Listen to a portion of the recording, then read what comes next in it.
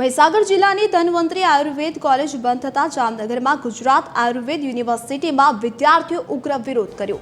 ધન્વંતરી Ayurveda college બંધ થતાં 150 વિદ્યાર્થીઓ ભણતરથી વંચિત રહેતા રોષ ફેલાયો છે।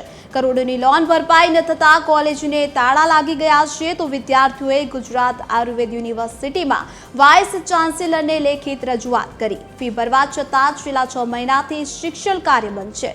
કોલેજ શરૂ કરો અથવા અન્યત્ર એડમિશન આપો તેવી વિદ્યાર્થીઓ માંગ કરી રહ્યા છે। યોગ્ય નિર્ણય ન લેવાય તો કોર્ટમાં જવાની વિદ્યાર્થીઓએ ચીમકી ઉચ્ચારી છે। અમારો પ્રશ્ન એ છે કે છેલ્લા 6 મહિનાથી અમારી કોલેજ બંધ છે, સીલ કરવામાં આવેલી છે।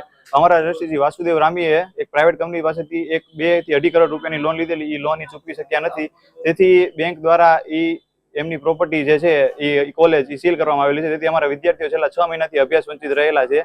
તો અમે લોકોએ ગાંધીનગર સચિવાલય આયુષ મંત્રાલયમાં ફરિયાદ કરી, છતાં તેમને અમને એવું કહેવામાં આવેલું કે તમે ગુજરાત આયુર્વેદ યુનિવર્સિટી જામનગર જઈને વાઇસ ચાન્સેલરને તમે તમારી આ ફરિયાદ છે રજૂઆત મૂકો અને એ તમારી સમસ્યાનો હલ કરશે। હવે અત્યારે અમારી શ્રી ગુજરાત આયુર્વેદ યુનિવર્સિટીના વાઇસ ચાન્સેલરને આટલી વિનંતી છે કે અમારા વિદ્યાર્થીઓનું ભાવિ બગડે ને એ પ્રમાણે તમે લોકો અમને બીજી કોલેજમાં ટ્રાન્સફર આપવા વિનંતી।